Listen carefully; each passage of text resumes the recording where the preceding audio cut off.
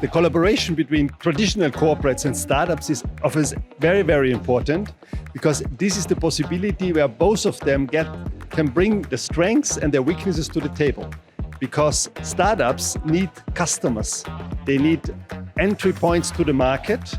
And on the other side, the traditional companies need new business models and new technologies. Therefore, I think this is the sweet spot where they can come together.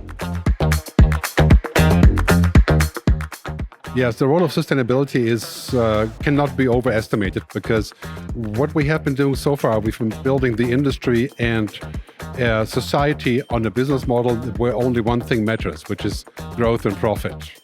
And that is ending. It has ended with COVID. Now it's ending with our deglobalization. Now we're moving to a new world where it's about a different agenda, right? And that is a very, very big shift that we're seeing pretty much across every possible industry coming together in a new motivation as to what we want. Well, winning an award is always great, of course, and especially from EIT Manufacturing, because our most important use cases are for manufacturing companies, and we are very thankful for the exposure and for the award.